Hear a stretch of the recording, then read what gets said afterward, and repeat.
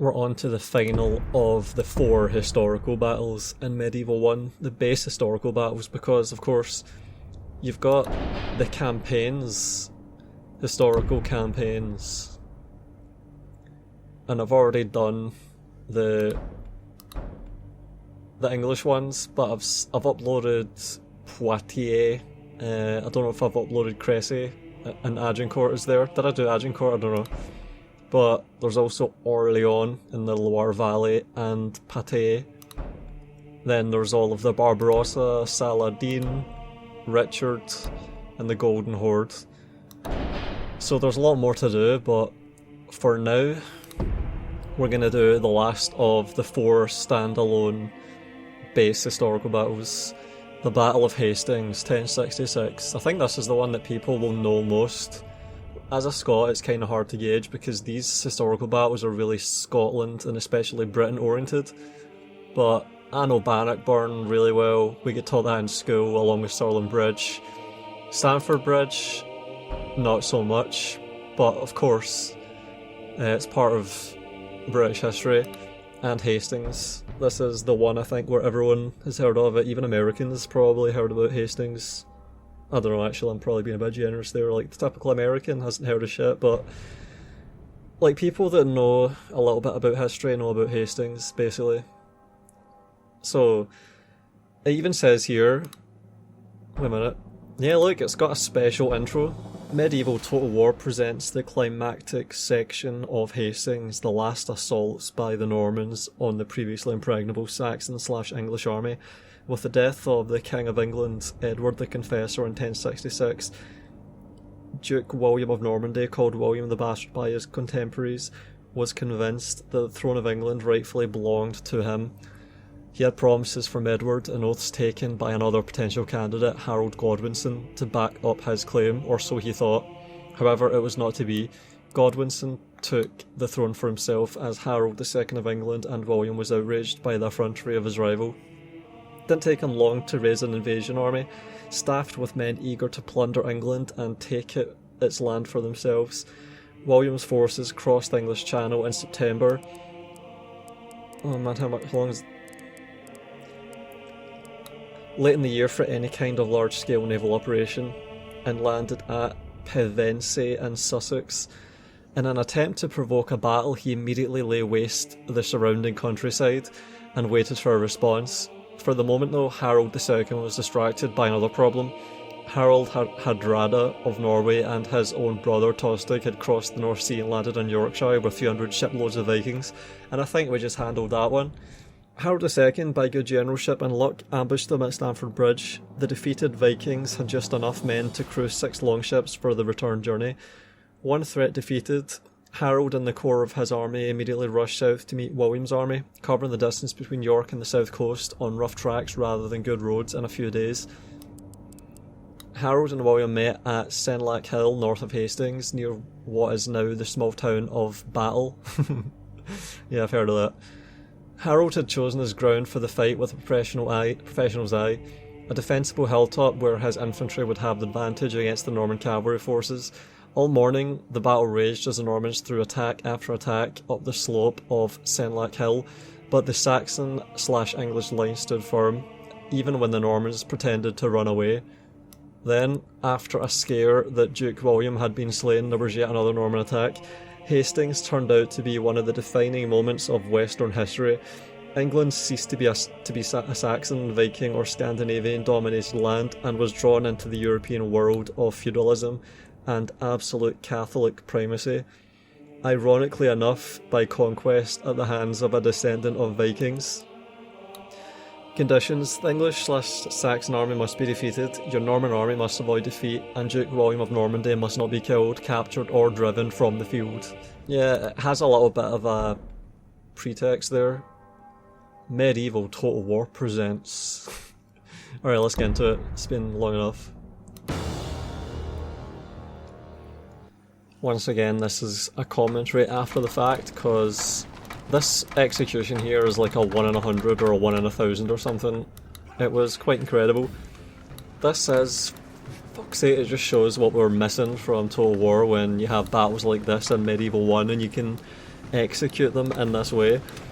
Didn't read out the commanders, but there's 3 armies on our side. We're flanked by 2 smaller armies that have smaller units, and you have to really protect your allies and help them fight optimally, and that was my plan for this, to use morale and the reinforcing AI armies. So they have a hell of a lot of infantry up here. That's pretty much all they've got. They have no cavalry. They have a lot of heavy infantry, way more. Well, we're also playing on expert, so every one of their heavy infantry counts for 3 or 4 of ours, pretty much, without a tactical fight in your favour. Just, and that's the great thing about Medieval 1, the tactics make all the difference, and you can still use morale, still use fatigue, still use hammer and anvils, still do all the stuff that makes Total War great, and it still works. This is what we lost. See for this fight, to get it to go well, the way the enemy forms up really determines the outcome by quite a lot. Like, part of what made this run so good was that their army lined up and overlapped on the top and the right, so I could flank and get some of the ground back. Like, they've sort of allowed us to climb the hill. What they usually do, like half the time at least, is just make a big long line that covers the entire length of the map. But they've left the entire left of the map open, and they're sending out a unit of spears to let us dismantle recreationally, so I'm obviously going to take that. That was my plan for this. They have peasants, they have spears, they have feudal sergeants, which are basically heavy spears, and they have a lot of swordsmen, feudal foot knights, which are bruisers. Man, for this fight I was just trying to avoid the feudal foot knights for as long as possible and catch them in chain routes, and it works so well.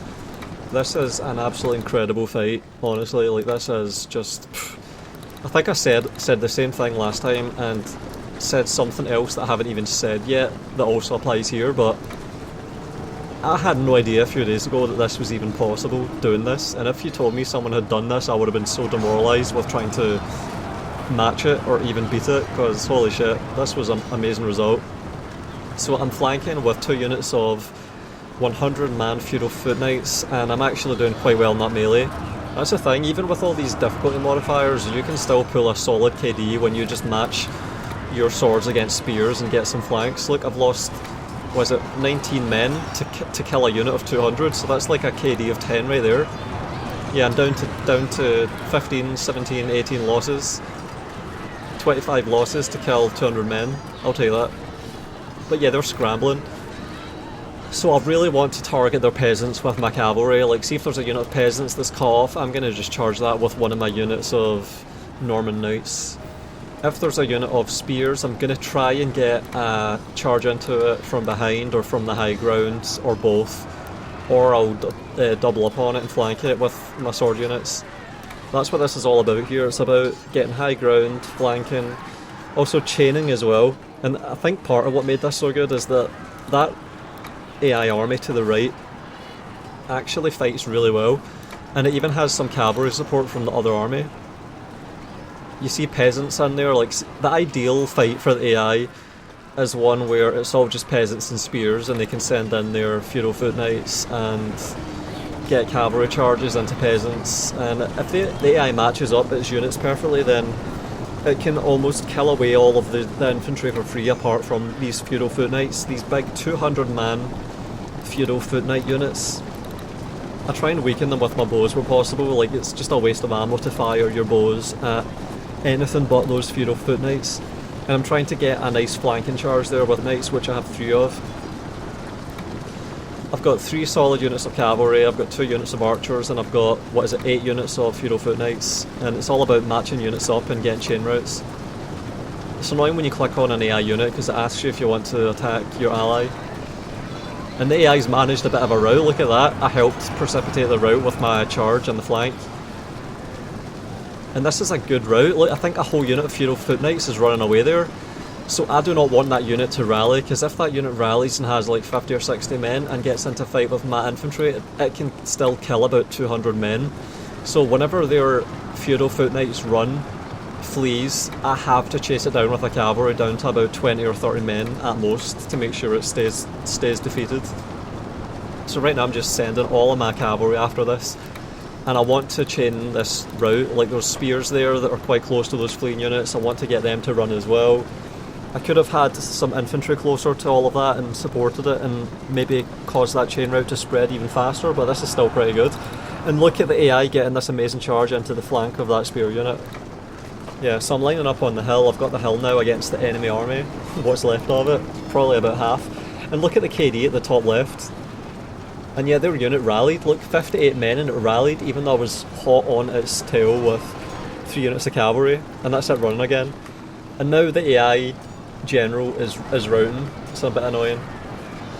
And there's a unit of peasants there that the AI very intelligently caught with its cavalry. And I do not want to get into a protracted fight against those feudal foot knights. Like, I want to tire them. I want to fire at them with bows. I want to get really sneaky charges with my cavalry when they're freed up. I do not want to get into a protracted head-on fight with their heavy infantry. I just don't want to do it. Because even if I get really good tactical variables in my favour, I'm still going to get a lot of losses. And there's a whole unit of heavy infantry just running around there, and you see the arrows just flying down in big salvos right into the middle of them. And there's another nice route. That's almost a whole unit of spears there that's routing. And their line is really being anchored by these heavy infantry units, of which they have about 5. I think there's about 5 units of heavy infantry that you have to defeat here, and it's really hard. You have to just take them down one at a time. We already got one to rout, which was amazing. Really was good. That's another spear unit just run away there. And it's time now to commit some infantry to this. And even though there's going to be a little bit of friendly fire, it's still worth it just to target this unit. And there it goes, 70 men and it's running. That's 2 down at least. That's really good. That is an amazing result. And that's a whole unit of spears running away there as well. This is all great. And there was another unit of feudal foot knights out on the right. I think it must have chased the AI. I've still got all of my units at this point. Every unit is above half strength. And yeah, there's that unit of feudal foot knights running. I need to finish that fucker off. And the general unit is really strong, my god. See that general unit? It can pretty much solo all of your infantry. Look at that KD though at the top left. My god, this is an absolutely incredible result. Well, it's not over yet, but it's absolutely immense. Look at that friendly fire there on my general. That is disgusting. My cavalry unit runs through and gets shot and 2 horses die for no reason. Disgusting, man. Yeah, I'm sopping there. And I think I've split my archer support fire amongst 2 of their units. I'm just trying to whittle them down at the moment. Like, see if you can just whittle these really strong units a little bit. Like, see if I can shoot them down to 180 and then get a cavalry charge that's really sweet down to 150. I can then introduce my infantry to the fight and take maybe half the losses all in that I would have if I'd just taken a straight fight. I'm looking really good though. I've got great positions. Taking that charge, and so far so good. It was at 134 and I think I killed about 10 or 15 in that charge, which is not the best. Oh wait, there we go. That's about 15 or 20 kills. So that was an alright charge. That was okay. Yeah, 20 kills. And the archers are really doing well, and the AI archers are even helping here. So because I've managed to help chain route and kill and run down so many of their spears, that means that not just my bows, but the AI's bows is now firing at effective targets. High value targets. Look at the AI foot knight units. They're really small units. They come into the fight with about 60 men, and they're still causing problems, distracting, just running around. Alright, I do not want to get into a fight with this unit yet. It's at 90, so this attrition fire has worked. It feels so satisfying to just see a really strong unit gradually getting attrited by all of these little harassing attacks from bows, from cavalry. Fire at will has been disabled. I've got one unit that has some ammo still. That's a whole unit pretty much, a general unit with 170 men, and the AI is firing at it. That's really nice. 70 men. Oh, I got it. That was a great charge. Holy shit. I just blobbed 2 of my cavalry units into that, and it worked. And I'm taking fucking friendly fire again. But yeah, now I need to chase them down. I'm trying to reposition my cavalry now, because they're going to be the ones that lead this fight, hopefully. I've still got ammo on both of my archer units, but one has a little bit more than the other. 166 men, 165, all the archers are focusing on the general. This is perfect, because that is a really strong unit. And none of the AI generals have died yet, that's another thing that makes this result really good. And I'm getting a nice charge there. From 162 down to 150, so I've killed like 10 men there. The bows are firing along a flat trajectory, just right into them as well, which is really good. But we are getting blocked a little bit by the AI cavalry there.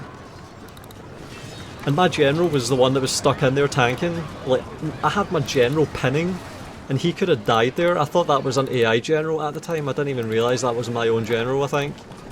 So that was quite bad. I think I lost like 10 or 15 of my general there, like half of its number. It was really bad. And I now have nice flank charges on the general, which I think is the last unit, maybe. 140 down to 100 and... Nah, it's not really an effective charge. But we did stop it, so now the archers are no longer being threatened, and I'm finally joining the fight with a unit of infantry. I started the fight with 93, and I'm down to 88 already, 87, 86, 85. That's a really strong unit, it's a pain in the arse. Really strong. The general units, man, but look at that, I've got all these units that are at full complement. Like, they haven't even been blooded yet. And we're into the very end game here. This is absolutely ridiculous, this outcome. This is ridiculous. This is so clean, it's unbelievable. All because of the morale, because I could chain route, and then I played really tactically against the heavy infantry. And the AI helped as well. I think they probably took most of the losses in these horrible fights against this fucking unit. Look how hard this unit is to get rid of. Like, you'd think spears would have this resilience, but it's actually the heavy infantry. The swordsman. And that was a good charge. That was actually a good charge, and now I think I've done enough damage that I can maybe route it. If I just surround it and charge it with everything, I can maybe get this. So that's the plan here. I think I've done enough damage. Yeah. with no thought of his royal dignity. Oh man, that's so clean. Look at all of those full units. On to the live commentary now. Oh my god. Pure morale, holy shit. My god. One with 200 losses. Jesus Christ. Holy shit, the KD of the enemy army, which is way more powerful, is atrocious. Oh my god, that is ridiculous. That is insane. That is one of the most insane battles I've ever fought in Total War, and it was even short. That is incredible. My god. 200 losses across the entire army. Absolutely insane. Yep. And that was the chain route at the start that made that possible. Yep. See you in the next one. This game was fun.